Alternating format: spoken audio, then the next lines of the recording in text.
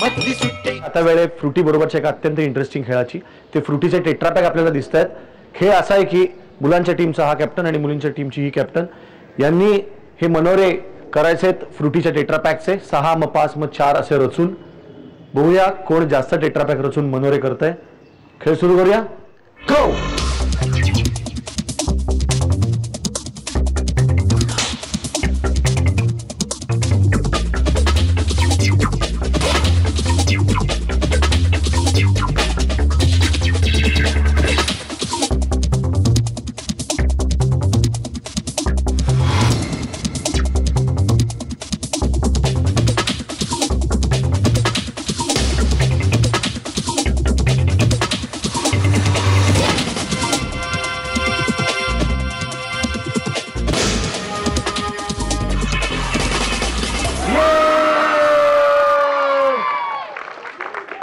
या फ्रुटी सोबत मधली सुट्टीमध्ये या फ्रुटीच्या खेळामध्ये मुलांची टीम जिंकली. एकदा टाळ्या वाजवा त्याच्यासाठी. क्या बात आहे. इथे माझ्या मागे या फळ्यावर आमच्या शाळेची मधली सुट्टी म्हणून एक फार सुंदर चित्र काढलंय. त्यात काही मुलं खेळत आहेत, काही गप्पा मारतायत, काही धावाधावी करतायत. पण प्रत्येक शाळेमध्ये ह्या सगळ्या पलीकडे जाऊन विचार करणारी काही मुलं असतात की जी अभ्यासाच्या वेळी अभ्यास करतीलच असं नाही आणि खेळाच्या वेळी खेळतील असं नाही. अशा काही खास मुलांची म्हणजेच रत्नांची तर मी गप्पा मारणार आहे. आता पहिल्यांदा माझ्याबरोबर आहे मिस्टर संदेश भोपळे. हाय संदेश, कसा आहेस तू? बरा. बरा आहेस? तू कोणासारखा तरी दिसतोस रे जाम. आम्ही त्याची बोलतात की तू आहे ना अँड्रू सायमन सारखा दिसतो. अँड्रू सायमन्स मला वाटलं. तर अँड्रू भोपळे, मला तू एक सांग की तू तुला झाडाखाली का बसवलं माहितीये? कारण तू झाड या विषयावर फार हळवा आहेस असं मला कळलं. आणि तू डेअरिंगबाज असा आहेस की तू झाड या विषयावर कोणालाही काही विचारू शकतोस. तर काय असं झालं होतं काही शाळेत? आमच्या दादा मॅडम होत्या ना, ते बोललेले की झाडं तोडायची नाही. तर त्या दिवशी झाडं मोठी झाली तर झाडं आमची झाडं तोडत होती. तर त्यांनी सांगून कोणीतरी दुसरं तोडत होतं का? हा, त्यांनी सांगून जे झाडं तोडायला आले ते तोडत होते. त्यांना विचारलं, ते बोलतात की मला नाही माहिती. तर मी झाडं विचारलं तर झाडं बोलले की झाडं उंच झाले. मी त्यांना बोलत तुम्ही पण झाडं तोडता तर आम्ही पण सुकलेली पानं काढतो, मग तुम्ही का आम्हाला बोलताय? असं तू जाऊन प्रिन्सिपलला विचारलंस डायरेक्ट? पण आधी जे तोडणारी माणसं होती त्यांना तू जाऊन विचारलंस का? ए हो झाडं तोडताय असं बोललं? नाही, बोललो की तुम्ही झाडं का तोडायला आले? ते बोलले तुला काय करायचे, तू लहान मुलगा आहे ना, तर बस कुठे झाडाच्या खाली. असं म्हणलं? पाहिलं नाही, इतका जबाबदार लहान मुलाला यांनी झाडाखाली बस सांगितलं. पण तुला पटलं का नाही पटलं त्यांनी जे सांगितलं ते? नाही नाही, झाडं तोडणं मला आवडत नाही. झाडं तोडणं आवडत नाही का रे? मी चौथीला होते ना, आमच्या मॅडम बोलले झाडांशी मित्रता गेल्यावर आपले सगळे मित्र होतात. कुठलं झाड तुझं मित्र आहे? सगळी झाडं मित्र आहे? सगळी. बोलू शकतात असं वाटतं का तू? हा, बोलतात बिलतात? हा, म्हणजे स्वप्न असं वाटतंय की ते माझी स्वतःशी बोलताय. तर अँड्रू उर्फ संदेश भोपळे, तू मोठा होऊन काय होणार आहे असं वाटतं तुला? ते प्राण्यांना वाचवतात, झाडं ते तोडत नाही ना ते. काही वर्षानंतर हा आपल्याला आंदोलन करताना दिसणार. कुठेही कोणी झाडं तोडली तर विरोध करायला तिकडे मिस्टर संदेश भोपळे विल बी देअर. तर तुला खूप शुभेच्छा. असंच झाडांशी बोल. आणि आता माझ्याबरोबर आहे माझी एक छोटी मैत्रीण वैशाली. हाय वैशाली. हाय. कशी आहेस तू? बरी. तू डोळ्यामध्ये तुझ्या एक हुशारी दिसते मला. आणि मला असं वाटतं की तू नक्की शाळेत खूप चतुराईने सगळ्यांना हँडल करत असशील, सगळ्या तुझ्या मित्रमैत्रिणींना, हो ना? असं काय नाही, फक्त नीट शिस्तीने वागणं, प्रेमाने बोलणं व सर्वांना असं एकसारखंपणाने मानणं, उच्च नीच करणं नाही, असंच. असं वाटतंस? हो. आणि शिक्षकांशी 2-3 शिक्षक जरा आवडत नाही, थोडा मस्करी करते. सगळ्यात आठवणीतला प्रसंग कुठला तू आणि शिक्षक असा? आमचे एक सर होते, आम्ही सर्व वर्गात बसलेलो असं शांतपणे. ते अचानक आले ते माहिती नाही. मी आणि माझ्या मैत्रिणी सर्व मागे गेलो. सर आले, शिकवायला लागले. एवढं काय लक्ष नाही दिलं. कोणी? तुम्ही? ते सरांनी. आम्ही पण एवढं लक्ष नाही दिलं. ते सर बोलले नाही तुम्ही लोक लक्ष नाही देतात ना, मी आता आपल्या शाळेच्या कडक शिक्षकांना घेऊन येतो. ते गेले त्या शिक्षकांना आणायला. त्या शिक्षकांना आणलं नाही, ती दांडियाची छडी घेऊन आलेले आम्हाला मारायला. ते मारले आणि मग आम्ही मान खाली घालून रडायला लागलो. पिरियड संपला, कोणीच काय बोलत नाही हो. सर्व शांतपणे सरांसमोर झालं. मी गेली सरांसमोर, काय हो सर तुम्ही आम्हाला का मारलं? आम्हाला बोलायची ना तुम्ही परत मस्ती करू नका, तुम्ही मारलं ना आम्हाला, बघा मी उद्या आईलाच घेऊन येते. तर सर काहीच नाही बोलले, शांतच बोल. नाही हो सर माझी आई पोलीस कमिशनर आहे, तुम्हाला माहिती आहे का? असं खोटं खोटं बोललेलं. तर सर बोल कमिशनर नाहीये तुझी आई? नाही, एक साधी गृहिणी आहे. मी असंच पकडलेलं सरांसमोर मुद्दा म्हणून भुकता म्हणून. ते पण नाटक केलं, एवढं दुखत नव्हतं. माझी चुकी होती म्हणून मारलं, एवढं वाईट नाही वाटलं. तर ते मारलं, मी सांगितलं सर बघा उद्या आईलाच घेऊन येते, तुमची बघा वाटत लावते.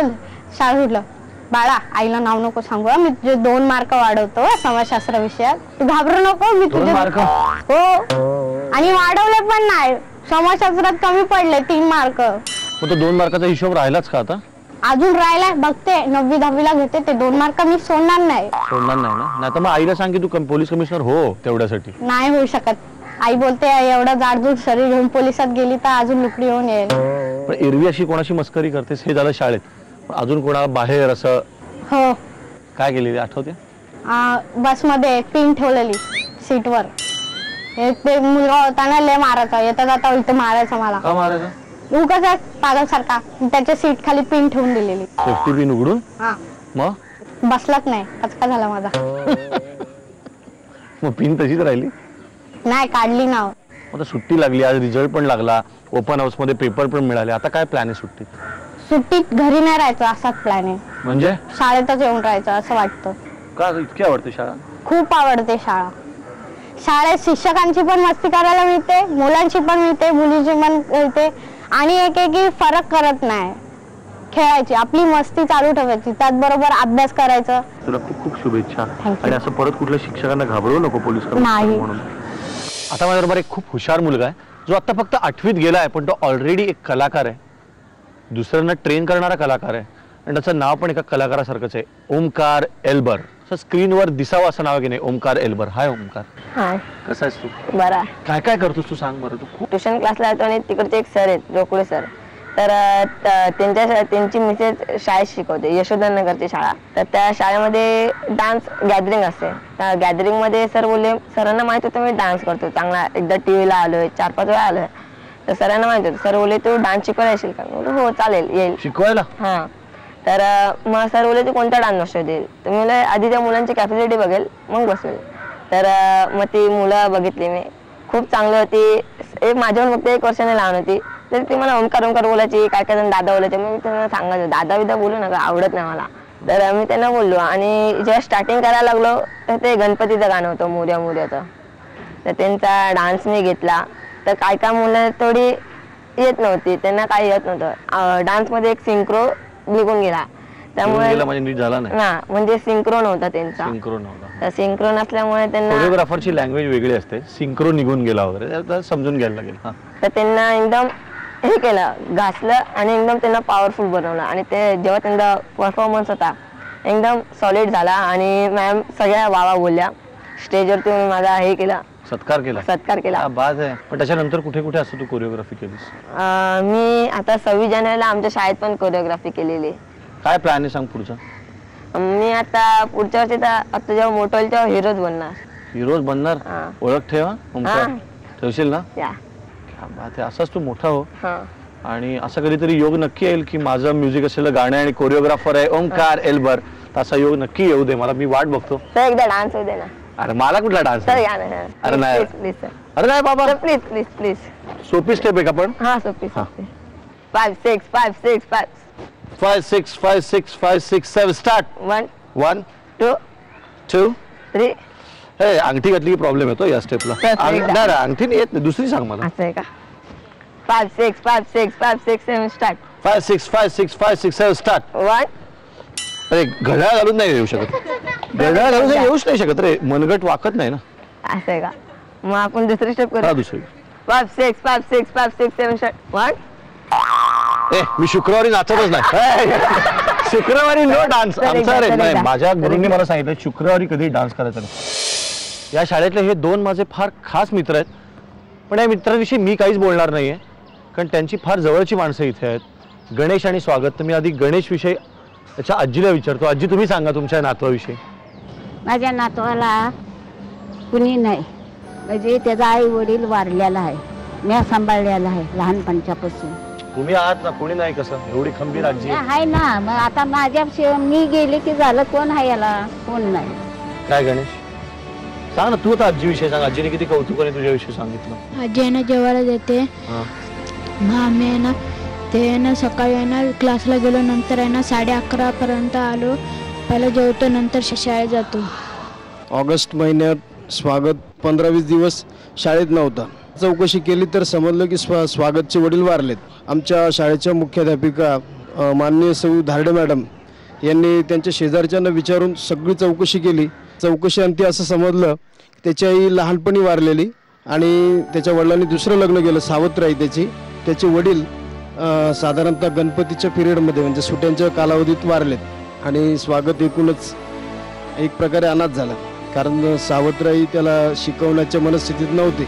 आणि शेजारच्या स्त्रीने आमच्या धारडेबाईंशी येऊन विनंती केली की याला शिकवा कुठल्याही परिस्थितीत.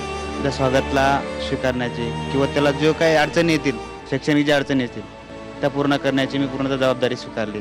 माझ्यासाठी सरांनी खूप केलं. स्वतःची माणसं असून सुद्धा ती स्वतःने काय केलं नाही, म्हणून मी सरांचं खूप आभारी आहे. खूप म्हणजे खूप अख्ख्या आपल्या शाळेचा आणि प्रिन्सिपल मॅडमचा खूप खूप आभारी आहे. भीड़ में यूं ना छोड़ो मुझे, घर लौट के भी आना पाऊं मां, भेजना इतना दूर मुझको तू, याद भी तुझको आना पाऊं मां,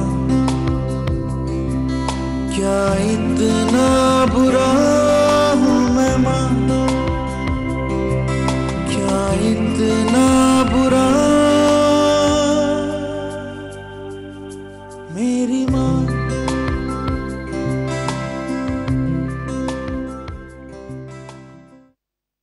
शंभरापैकी 99 लोक चुकीची वागत असतात, पण एक माणूस 100रातला असा वागतो की जो समाजाला पुढे नेतो. ही सगळी त्या एकामधली माणसं आहेत की जी आपल्याला सगळ्यांना पुढे नेत आहेत. तर मला असं वाटतं आपण सॅल्यूट करायला हवा या पाटकर सर, दोघंही पाटकर सरांना, या आजींना आणि प्रिन्सिपल मॅडमला सुद्धा, आणि या 2 मुलांना आपण खूप सारे आशीर्वाद द्यायला पाहिजेत. यांच्या पाठीशी आपणही उभं राहिलं पाहिजे.